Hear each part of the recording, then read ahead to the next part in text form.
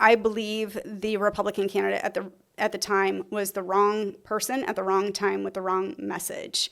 I believe that person had everything handed to him on a platter. It was his race to lose, and he lost it. And if history is going to repeat itself again, going toe-to-toe with Marie Gluesenkamp-Perez, he will lose again by an even wider margin.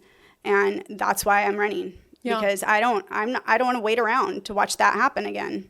And obviously we're talking about Joe Kent, his campaign, and more so his political allies as he went to run again. They've painted you as like the chosen one from the evil political establishment, who can't be trusted, Rhino, all of those things.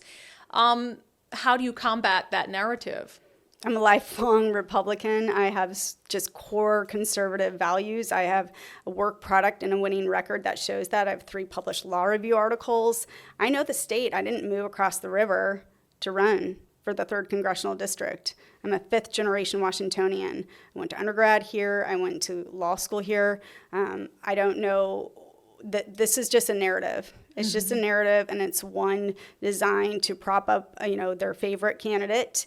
And I really think it's destructive, because we should be more focused about winning and flipping the seat back, because it's so critical to the nation at this point in time. Yeah, it's a narrative, but it's one you see used over and over. I mean, the Semi-Bird campaign for governor, that's the narrative that they're using right now. It's almost like to try to drive a wedge within the Republican Party and sort of build this angst where, as you said, it should be about, okay, how can we win? How can we get a seat back that was ours not too long ago? So on the campaign trail, what are the issues that you're hoping will differentiate you from Joe Kent? Well, I'm just my own brand. I really am. I'm my own brand. I have 4 children. I have a vested interest here. I have a vested interest in stopping the fentanyl from coming across the border. I meet with the city school subcommittee on a regular basis and our law enforcement officers at the city of Camas.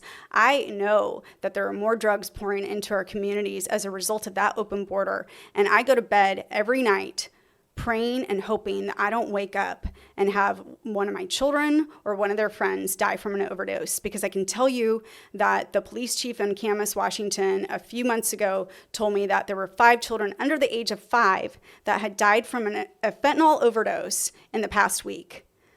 I don't want to live in that. That's not a future I want for my children. That's not a future I want for my future grandchildren.